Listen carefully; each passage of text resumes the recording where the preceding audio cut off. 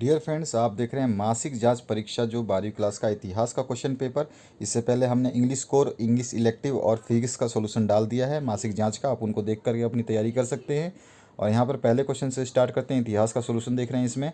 तो जो है पहला क्वेश्चन इतिहास का जो मासिक जाँच परीक्षा आएगा उसमें आपका ऐसा ही क्वेश्चन आएगा। एक पार्ट में है मोहनजोदाड़ो की खोज 1922 में किसने की, तो इसका राम लाखन दास बनर्जी, जो सी ऑप्शन यानी कि थर्ड ऑप्शन करेक्ट है। रा राखल दास बनर्जी जो है इसका आंसर आ जाएगा, राखल दास बनर्जी। ठीक है। आगे बढ़ते हैं बी क्वेश्चन का आंसर देखने के लिए। इसमें से किस भारतीय पुरातत्व का पिता कहा जाता है, तो किसे कहा जाता है, तो इसको अलेक्जेंडर कंगिंगम को कहा जाता है। इसके बाद में नेक्स्ट जो सी पार्ट है आपका, हड़प्पा सभ्यता किस युग की सभ्यता है, तो ये कांस्य युग की सभ्यता है।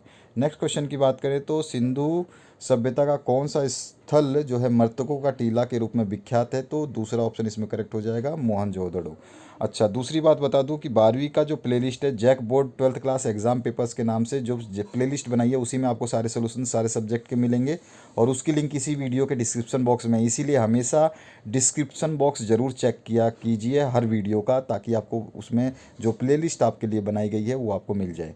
तो यहाँ पर प्लेलिस्ट में जाइए और आपको सारे इंग्लिश कोर, इंग्लिश इलेक्टिव, आपका फिजिक्स और ये इतिहास का सोल्यूशन लाइन से आपको मिल जाएंगे। यहाँ पर है आपका पहला क्वेश्चन पूछा गया, हड़प्पा सभ्यता कहाँ कहाँ विकसित हुई। तो हड़प्पा सभ्यता बहुत जगह विकसित हुई थी, जिसमें पाकिस्तान, अफगानिस्तान वगैरह सब शामिल थे। जिसमें इंडिया के तो बहुत सारे हिस्से थे, जिसमें राजस्थान, हरियाणा, पंजाब, गुजरात, महाराष्ट्र, पश्चिमी उत्तर प्रदेश वगैरह सब सम्मिलित थे। तो इन सभी चीज़ों को हम इसमें दर्शाएंगे, इसमें लिखेंगे। इसके बाद आता है हड़प्पा की लिपि की दो विशेषताएं लिखिए। तो हड़प्पा लिपि की दो विशेषताएं क्या, मैंने चार चार लिख दी हैं, आपकी मर्जी है कोई सा भी दो आपको जो याद रह जाए वो लिख लेना। यहाँ चार जो है हड़प्पा लिपि की विशेषताएं मैंने यहाँ पे बताई हैं, आप इनको देख सकते हैं। इसके बाद आते हैं हम इसका नेक्स्ट थर्ड क्वेश्चन पे। महाजनपद से आप क्या समझते हैं, तो महान जनपद जो है प्राचीन भारत के राज्य या प्रशासनिक इकाइयों को कहते थे।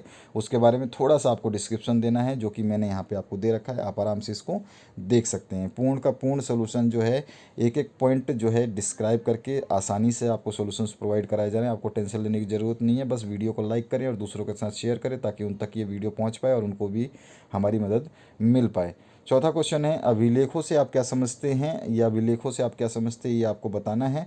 तो यहाँ पर जो है अभिलेख क्या होते हैं, जो लेख पत्थर, धातु या मिट्टी के बर्तनों जैसी कठोर सतहों पर लिखे होते हैं, और जिनसे आप जो है ये शासकों द्वारा लिखवाया जाता है, जिससे वो आदेशों का पालन कर सके। तो उन सभी चीज़ों को हम अभिलेख कहते हैं। उनकी कुछ जो है खासियत होती है वो इस तरह से मैंने लिख दी हैं, तो आप इनको याद कर सकते हैं। कभी भी पूछ सकता है ये चीज़, तो आप आराम से इस तरह से आपको याद करना है। इसके बाद में आते हैं मगध के नगर प्रशासन की संक्षिप्त टिप्पणी जो है आपको बतानी है। नगर प्रशासन में क्या था, तो नगर प्रशासन के बारे में मैंने लिख दिया यहाँ पर।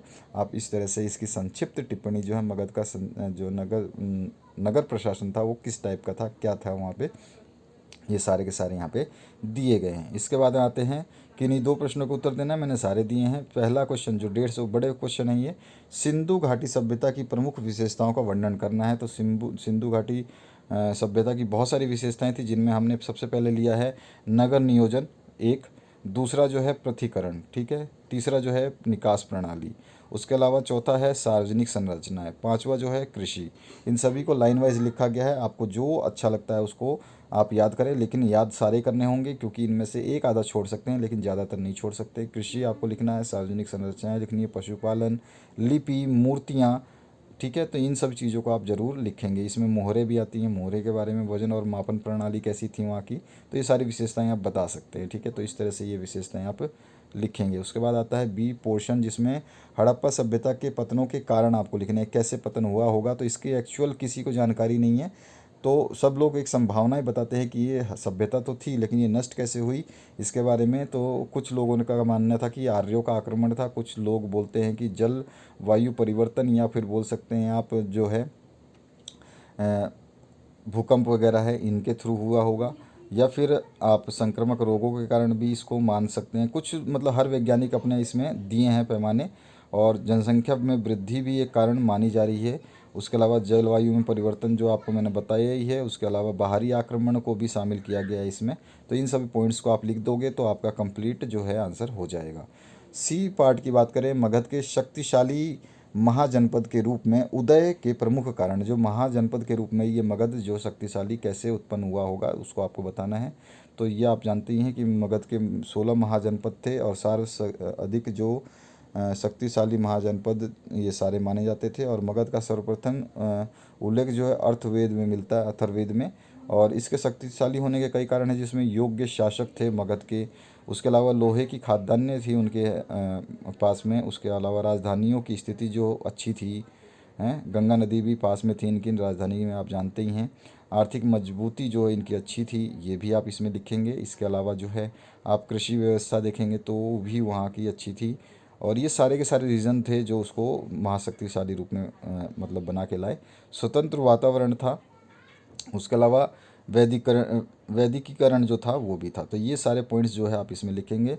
ये कंप्लीट सॉल्यूशन मैंने आपको बता दिया। आपका इतिहास का क्वेश्चन पेपर है, आप इसको पढ़ करके तैयार कर लें। आपके एग्ज़ाम पेपर में जो आपका सितंबर एग्ज़ाम होगा, जिसका हो गया है उसके लिए तो ये आंसर की है, लेकिन जिसका होने वाला है उसको आपको ये सॉल्यूशन याद रखने हैं, ये क्वेश्चन को पढ़ के रखना है। Thank you very much for watching this video. जैसा मैंने बताया 12th क्लास की प्लेलिस्ट डिस्क्रिप्शन बॉक्स में दे रखी है, उसमें आपके अदर सब्जेक्ट जो हैं बनाए गए हैं उनको भी आप देख सकते हैं, वहीं पर आपको सब कुछ मिलेगा। अगर आप चाहते हैं कि अपना क्वेश्चन पेपर हमारे से शेयर करना, तो हमारे व्हाट्सएप नंबर 8469022568 पे शेयर कर सकते हैं, ठीक है। इस नंबर पे अपना क्वेश्चन पेपर जो आपका बोर्ड द्वारा जारी किया जा रहा है उसको शेयर कर सकते हैं। हम इसका सॉल्यूशन आपको अपलोड करके दे देंगे, आपको घबराने की ज़रूरत नहीं है। कभी भी आपका छमाही हो, तिमाही हो, या हाफ ईयरली हो, या फाइनल ईयरली हो, सभी के सॉल्यूशंस यहाँ पे अपलोड किए जाएंगे, आपको टेंशन लेने की ज़रूरत नहीं है। और बने रहिए इस चैनल के साथ में और अपने दोस्तों के साथ शेयर करते रहिए। Thank you very much, have a good day.